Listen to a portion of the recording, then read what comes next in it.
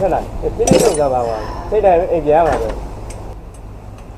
မင်းတီးတာနည်းနည်းလေးဟိုမှာမင်းနဲ့ကစောင့်နေတာတို့ကြောင့်ငါမလာလို့စိတ်ကောက်သွားရင်ဘယ်လိုလုပ်မလဲချောရတာမလွယ်မင်းလည်းသိနေရကြီးအေးပါကွာအေးပါ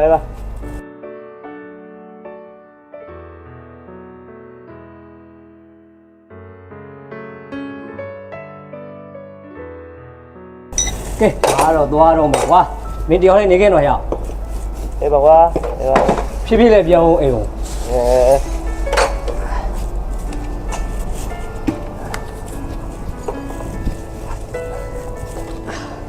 ဘာပြန်တော့နောက်ကျလို့များစိတ်ကောင်းနေမှာမသိပါဘူးကွာ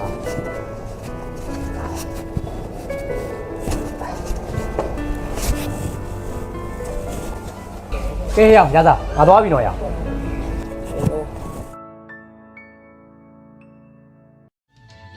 ဝေဒနာမပြေတာပါလေငယ်စဉ်ကလေးကအတူတူချီးပြီးငယ်ပဲချီးကုန်တဲ့ရွယ်ကလေးရောက်နေကြတော့ဘုံမူခိုင်နေတော့မြေတားများနဲ့ချစ်ခဲ့ပြီ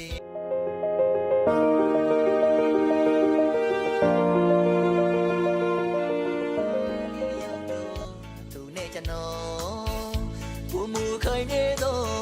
တာများနဲ့ချစ်ခဲ့ပြီနေနေမင်းအောင်စိတ်ဆိုးနေရတာနိုင်你们队长ဆောင်နေရလားမဟုတ်ပါဘူးဟာငါဒီနေ့အလုပ်ထဲမှာချင်းပိုးလေးဆင်းနေလို့ပါနောက်မဖြစ်စရာဘူးနော်你အလုပ်ကိစ္စကြောင့်နောက်ကြရဲဆိုရင်ငါခွင့်လွှတ်လို့ရတယ်တခြားကောင်မလေးတို့လိုက်ကျူလို့နောက်ကြရဆိုငါလုံးဝခွင့်မလုပ်တော့နေရာလေးဟာဘာများလဲတော့ငါဒီလောက်အေးရနေလဲသိနေတာပဲဟာအလုပ်ထဲမှာလဲယောက်ျားလေးတငယ်ချင်းတွေပဲရှိတယ်တငယ်ချင်းတွေအောင်မှအေးလုံးလုံးရေခဲတုံးကြီးဖိတိုင်ထားရလားတဲ့မားနဲ့တူတာဆိုဟောဒီလက်မနဲ့ချိန်မပဲရှိဟုတ်ပလားဘာမှမဟုတ်လားနေရှောက်ပြီးတဝင်းတိုးနေ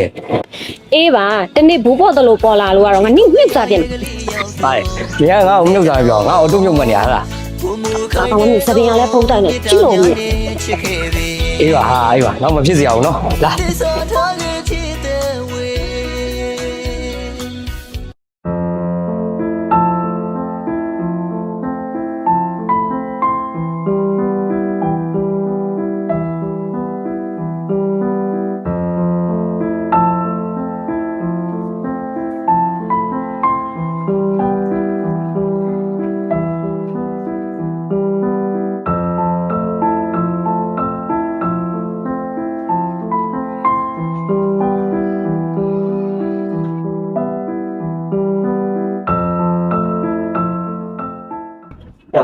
အဲ့မင်းလောက်ရစီရ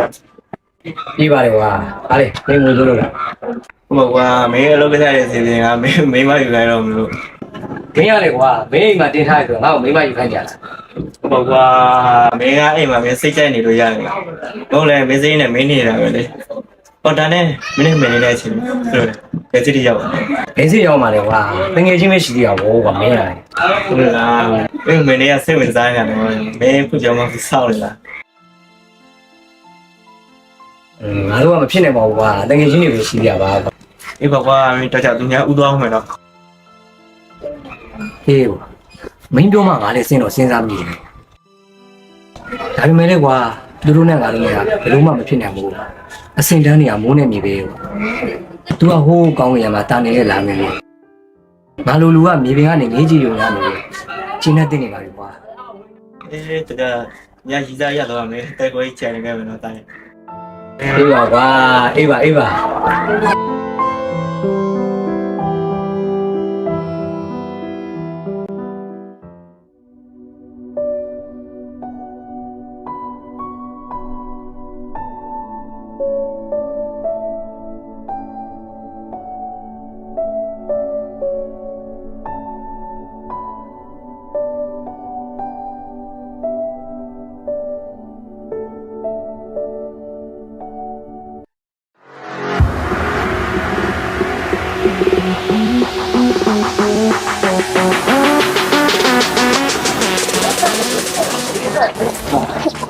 နေပါဦးမင်းနေရဲ့ဟဲ့မနေနိုင်ဘူးနင်တို့နဲ့ပြောစရာစကားလည်းငါမှမရှိဘူးမင်းနေကပြောဖို့စကားမရှိမယ်ကိုတို့ကတော့ကြုံလုံးစုံလို့ချစ်စကားလေးပြောချင်လို့ပါနင်တို့လိုအလုံးမရှိအကင်မရှိလက်ကြောမတင်းတဲ့ကောင်းနေနဲ့ပြောစရာစကားငါမှဘာမှမရှိဟဲ့ရှင်းနေပါဦးနင်တို့အလုံးတာလေဘာဖြစ်လဲအဲ့ ငါလေငါတင်တန်းသွားမလို့ဟာငါလိုက်ထောက်ရှက်နေရဲ့ကောင်လေး ဖုန်းတိုင်းမင်းတို့ကတရက်ကွက်တဲ့တူတူနေကြတဲ့သူတွေကွာသူ့ဘက်ကမကြည့်ဘူးမင်းတို့မနှောက်ရှက်တော့နဲ့ပေါ့ကွာ လေးစားမအောင်မင်းအားလို့ပြောအောင်မင်းနည်းကမင်းပိုင်မှာ ငါလည်းငါအပိုင်လို့လည်းမင်းတို့မပြောမိပါဘူးကွာဒါပေမဲ့မင်းကလေးတယောက်ကိုလမ်းလေကောင်မှာဆွဲလာရလာလုပ်နေရတော့ကြည့်မကောင်းဘူးလေကွာကြည့်မကောင်းရင်ရှောင်တော့ပေါ့ကွာဟဲ့လူမိုက်စာရန်တွေးတဲ့အမိုက်မွေတော့မွေတွေ့တယ်ငါလူမိုက်လည်းမဟုတ်အေးနောက်ပြီးလူကောင်းလည်းမဟုတ်ဘူးနော်ဒါပေမဲ့မလုပ်သင့်မလုပ်တိုက်တာတော့မလုပ်ဘူးကွာ ဘာလဲရောမင်းငါတို့တရားလာဟောနေတာဒါဖရားကြီးတရားကြီးမဟုတ်ဘူးကွာ တရားတန်စာကြုံမမကင်ရတရားဖတ်တော့အမျက်ပြေးတယ်မင်းတို့လူစိတ်ရှိသမှာကွာ အဲ့လောက်တရားချနေနေရကောင်တရားရတော့သူတင်ဆုံးမပေးရတယ် ဒါလည်းအနူနည်းနဲ့ဆုံးမလို့မရတော့လေအချမ်းနည်းနဲ့ပေါ့ ဟ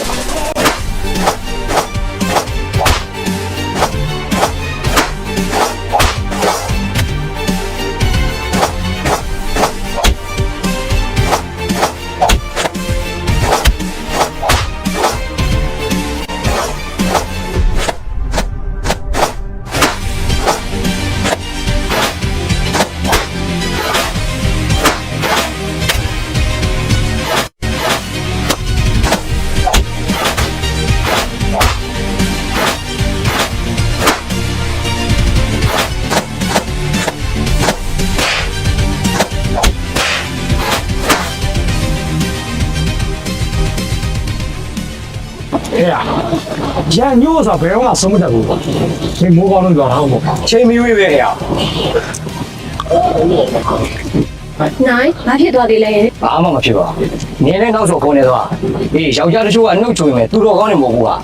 အေးပါနောက်ဆုံးငါလည်းဆင်ရင်ပါမယ်ဟာ ဒါဟာလည်းဘုံပါ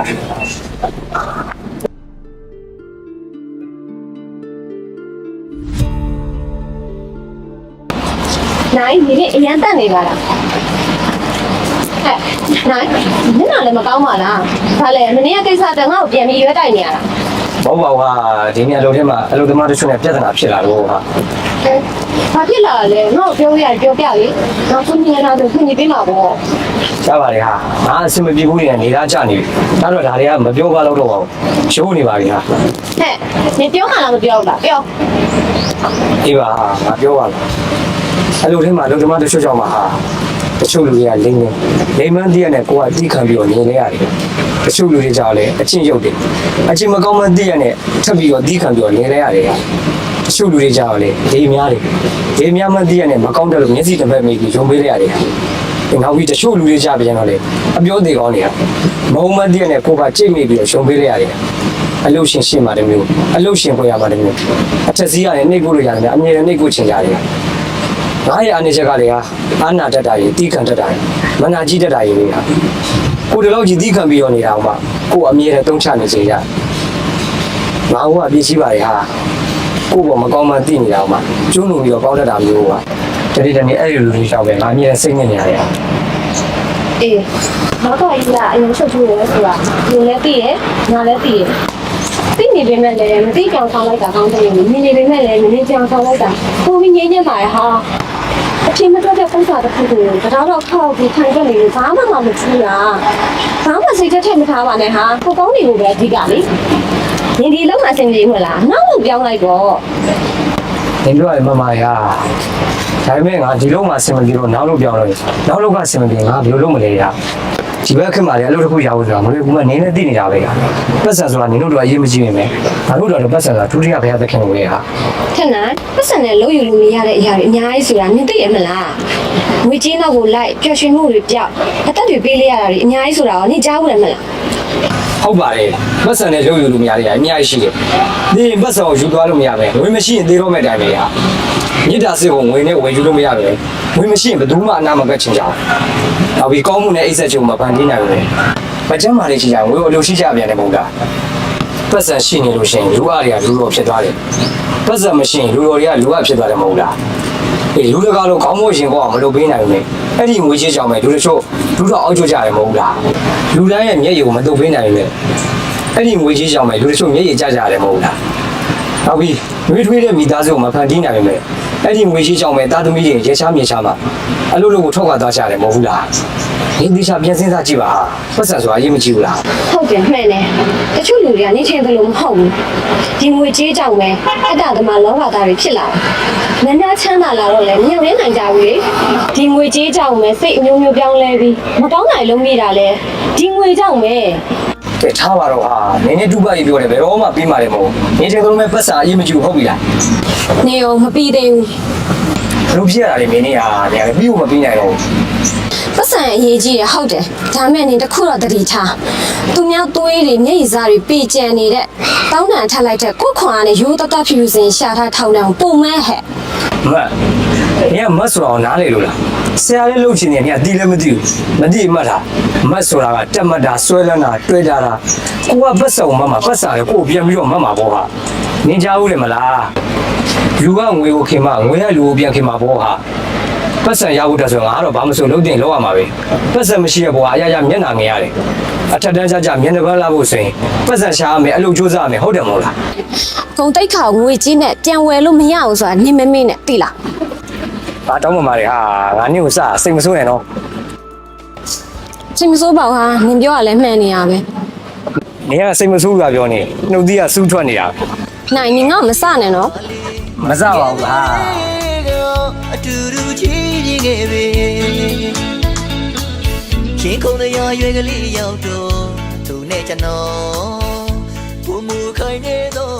မြေတားများနဲ့ချစ်ခဲ့ပြီ နင်ကတော့စတယ်ဖြစ်မှာ နော်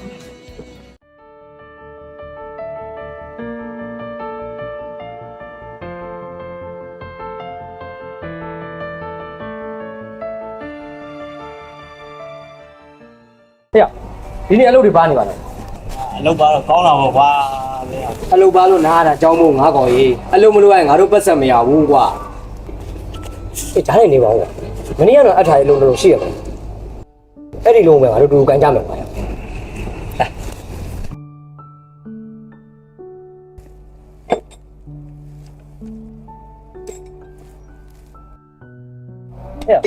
ဒါနဲ့နေပါဦးကွာဒီမင်းလေးကိုဖုန်းမပြောသေးဘူး ငါလည်းဖွံ့ဖြိုးဖို့စဉ်းစားနေတာပဲကွာဒါပေမဲ့ချိန်တိုင်းဖြစ်လာမှာမဟုတ်ဘူးလား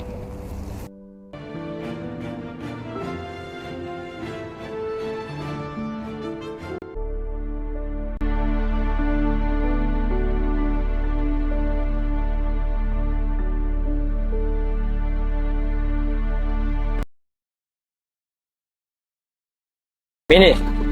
သင်္ကောကွာဘာကိစ္စရှိလို့ငါအလုပ်သွားအောင်မယ်လေ နာဒီစားထားလို့စိတ်မကူဘူးလား ဘာများလေးလို့ဟာနေရတယ်ဒီဘက်ခေတ်ထဲမှာရီးစားထားတာအလွယ်ကူဆုံးပဲဟာ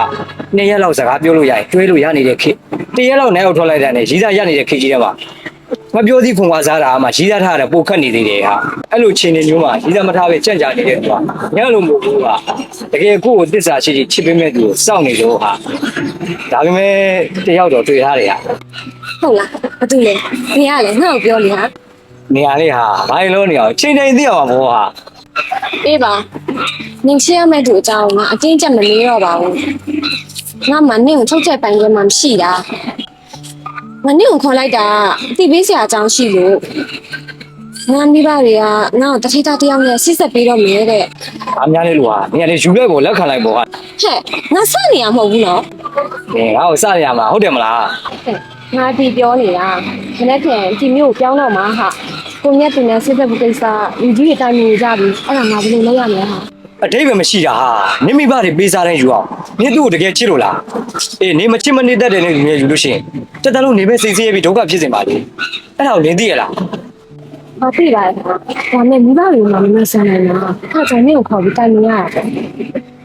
နားငါငါတခုမေးစရာရှိတယ်ဒီအမှတ်တိုင်းဖြေပြီးနော်ဒီငါ့ကိုမချစ်ဘူးလား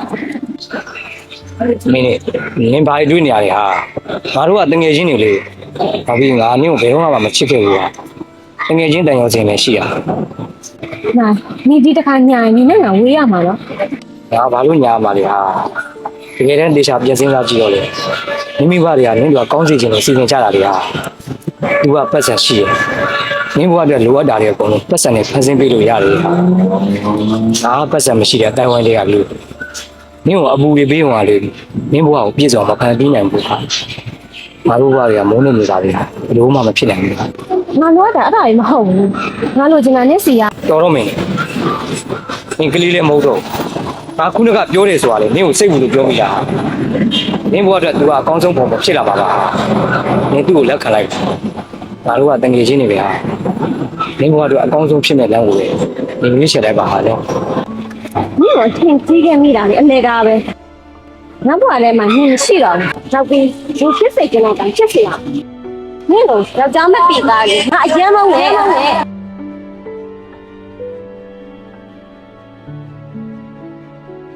ချင်းမြတ်တာဆိုတာရွှေချင်းထက်မှမြတ်တာလေအရာရာဟာတရားပါငါရှင်နဲ့မားခဲ့တဲ့ပန်းတူဒါရဆောင်းရရတဲ့မင်းတကြောင်ငါနာကျင်မှုတွေရဲ့တစ်ဖက်ချမ်းပါလားမင်းဘဝလေးအမြဲတမ်းတာရပါစေငါဆုတောင်းပေးပါတယ်မင်းလေးရ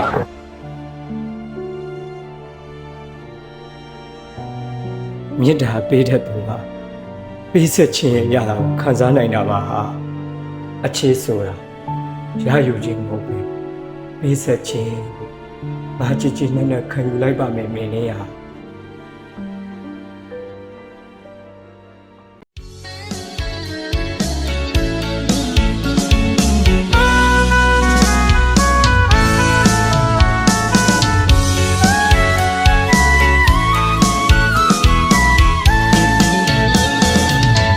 ဝေဒနာမဖြေတာပါလေငယ်စဉ်ကလေးအတူတူချီ ဘာများလေးလို့ဟာနေရာလေးဒီဘက်ပြည်ထဲမှာရည်စားထားတာအလွယ်ကူဆုံးပဲဟာနေ့ရက်လောက်စကားပြောလို့ရရင်တွဲလို့ရနေတဲ့ခေတ်နေ့ရက်လောက်နဲ့ရောက်ထွက်လိုက်တာနဲ့ရည်စားရနေတဲ့ခေတ်ကြီးပါမပြောသည့်ပုံဝါစားတာမှရည်စားထားတာပိုခက်နေသေးတယ်ဟာအဲ့လိုချင်းနေမျိုးမှာရည်စားမထားပဲကြက်ကြနေတဲ့ကွာညလို့လို့ကွာတကယ်ကိုယ့်ကိုတစ္ဆာရှိချစ်ပေးမဲ့သူကိုစောင့်နေလို့ဟာဒါလည်းတယောက်တော့တွေ့ရတယ်ဟာ ဟုတ်လားအဲ့ဒီလေဒီကလည်းငါ့ကိုပြောနေတာ ဝေဒနာမဖြေ နေရာ တာ လေးဟာ ပါလေ ဘာလို့နေအောင်ချင်းချင်းသိအောင်ဟောဟာ ပေးပါနင်ချစ်ရမယ့်သူအကြောင်းငါအတင်းချက်မနေတော့ပါဘူး ချင်းခုန်နေ ငါမှနင့်ကိုထုတ်ချက်တိုင်ရဲမှမရှိတာ နဲ့ကျွန်တော် ငါနင့်ကိုခေါ်လိုက်တာပြပေးစရာအကြောင်းရှိလို့ ပြတာများနေ ငါမိဘတွေကငါ့ကိုတတိတယောက်နဲ့ဆိတ်ဆက်ပေးတော့မယ်တဲ့ စောထား ဘာများလေးလို့ဟာနေရာလေးယူခဲ့ကိုလက်ခံလိုက်ပေါ့ဟာ ဟဲ့ငါစနေရမဟုတ်ဘူးနော် အခုတော့ ငါ့ကိုစရရမှာဟုတ်တယ်မလား ငါဒီပြောနေတာခလက်ပြန်ဒီမျိုးပြောင်းတော့မှာဟာကိုမြတ်တင်တဲ့ဆိတ်ဆက်ပြီးကိစ္စလူကြီးတိုင်းနေကြပြီအဲ့ဒါငါဒီလိုလုပ်ရမယ်ဟာ ဝါချ အတိတ်ကမရှိတာနိမိဘတွေပေးစားတဲ့ယူအောင်နင်သူ့ကိုတကယ်ချစ်လို့လား မင်းမီ အေးနင်မချစ်မနေတတ်တဲ့နေယူလို့ရှိရင်ချက်တလုံးနေပဲစီစီပြီးဒုက္ခဖြစ်နေပါလေ မင်းဘဝကောင်းတာဖို့ရင်ချင်းချင်းတွေ့တယ်လေနှလုံးသားကိုမြက်ခွေပြူတာကုန်းရင်မတူ ချစ်ချင်းမြတ်တာဆိုချွေချင်းထက်မှမြတ်တာလားဘာနာကျင်မှုတွေရဲ့တစ်ပတ်ချမ်းပါမင်းဘဝတွေအမြဲတမ်းတာလာလားစေအဆူတောင်းပေးပါတယ်မင်းလေး တဲ့တောင်းတွေဖြစ်လို့အချင်းနဲ့ဝေးရအရက်မ ဘာဖြစ်ငါအမျိုးဘယ်တော့မှမချစ်ခဲ့ဘူးကွာငွေချင်းတန်ရုံချင်းလည်းရှိရမှာ နာနေဒီတစ်ခါညာရင်နဲ့ငါဝေးရမှာနော် ဒါဘာလို့ညာမှာလဲဟာတကယ်တမ်းဒေရှာပြည့်စင်းစားကြည့်တော့လေမိမိဘတွေကနင်းတို့ကောင်းစီခြင်းလို့စီစဉ်ကြတာတွေဟာသူကပတ်ဆက်ရှိတယ်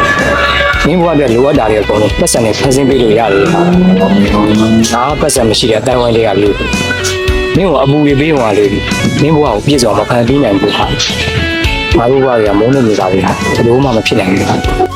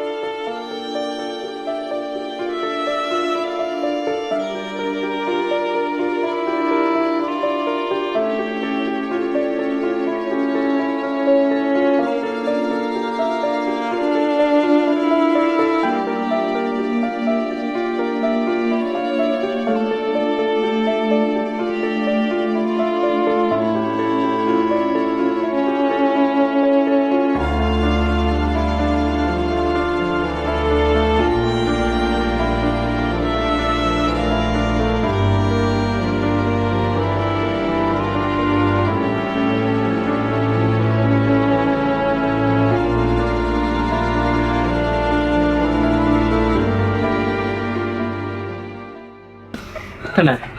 မျက်နှာလည်းမကောင်းပါဘူးဘာဖြစ်လဲ ဘာမှမဖြစ်ပါဘူးကွာဒီမှာ မင်းနဲ့အဆင်မပြေတော့လား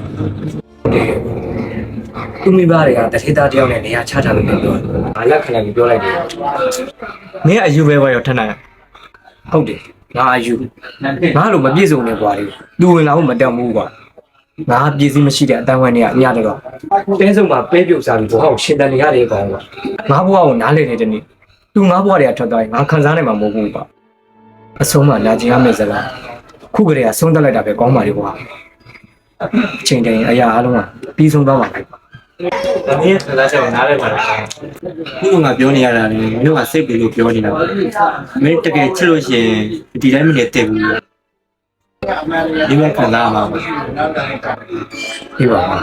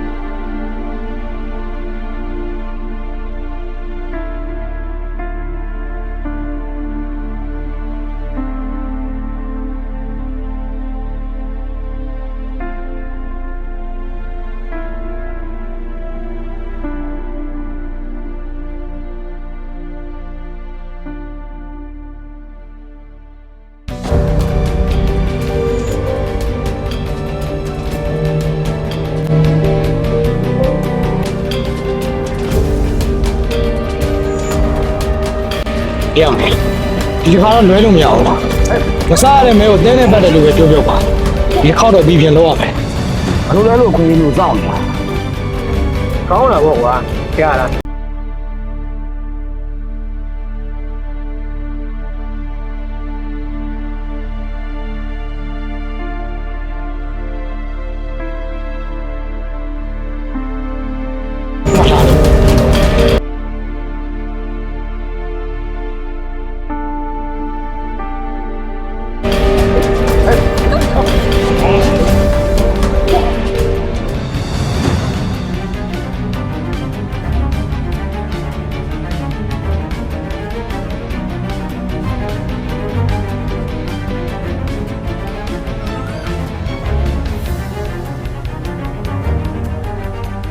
ဖြစ်ရ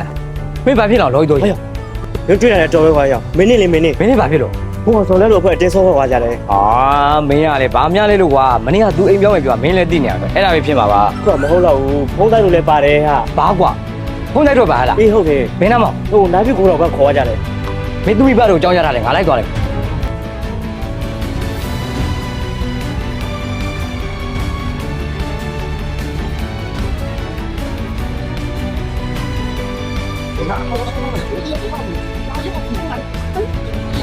ဟ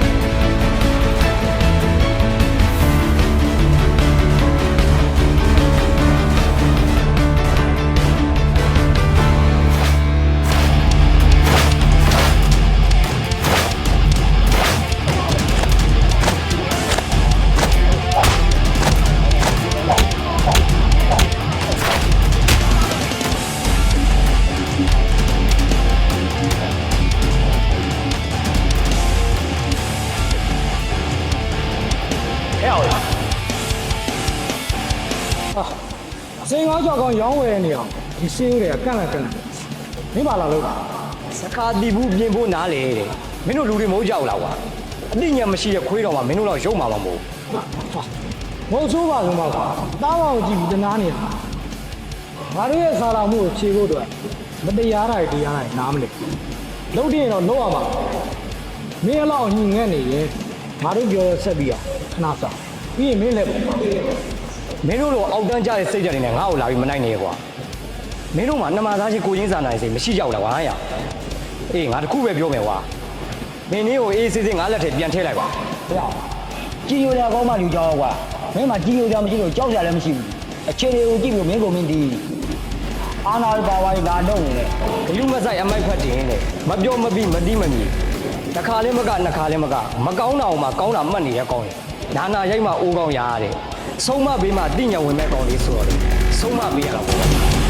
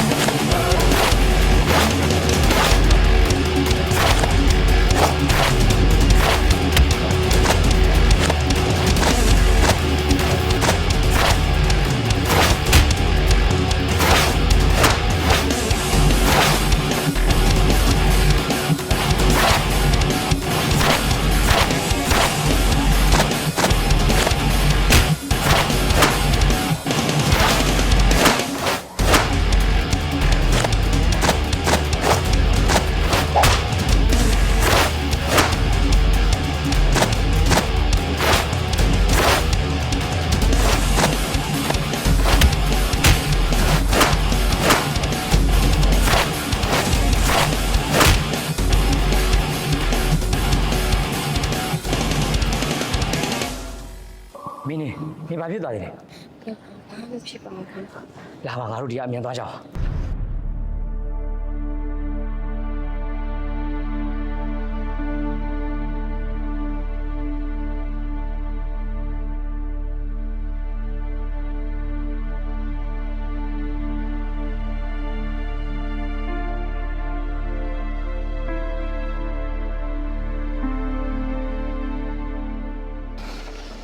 နိုင်ငါနေနဲ့ပဲတခါလေးလိုက်ခဲ့တော့မယ်ဟာငါကိုမြတ်သူကိုမယူနိုင်ဘူးသူ့ငါချစ်လည်းမချစ်ဘူးဟာ ဖြစ်နေမအောင်မင်းနေရလာပါဟာ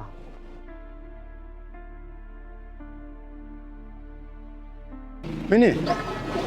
စိတ်ပူလိုက်ရတာမင်းနေနေဖိန်လျှောက်သွားနေရတော့မင်္ဂလာပွဲကမနက်ဖက်ဆုံးစတော့မှာဟောငါညီတွေကိုကျေးဇူးတင်ပါကွာနော် မင်းရဲ့တရုပ်ဆောင်ချက်ကအရင်ကောင်းတာပဲနိုင်မင်းကငါကျေးဇူးတင်ပါရဲ့ ရပါတယ်မင်းနေရဖြူစင်တဲ့ချစ်ချင်းမြတ်တာတွေနဲ့အပြည့်ကင်းစင်တဲ့နေဘဝလေးကိုအမောင်တို့ဘဝနဲ့လွတ်မြောက်နိုင်အောင်ကူညီခဲ့နိုင်တာကိုပဲငါကျင့်နေပါပြီဟာနင်းသူနဲ့အေးစေးလိုက်သွားလိုက်ပါတော့မင်းနေရ အခုတော့ကန္နမရဲ့ ရွှေရင်ထမမြတ်တာနေတာတရားရဟာတရားပါဒါအရှင်လက်မားခဲ့တဲ့ပန်းတူဒါရဆောင်းရတဲ့ငင်းတဲ့ကြောင့်ဘာလာကျင်မှုတွေရဲ့တစ်ပတ်ချမ်းပါလားမင်းဘဝလေးအမြဲတမ်းတာလာပါစေအဆူတောင်းပေးပါတယ်မင်းနေရ မကြည့်ဖြူနိုင်မီ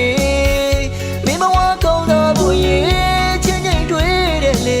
နှလုံးသားကို မြစ်တာပေးတဲ့သူက ကိုယ်ရင်မတူဘဝ ပေးဆက်ခြင်းရတာကိုခံစားနိုင်တာပါဟာ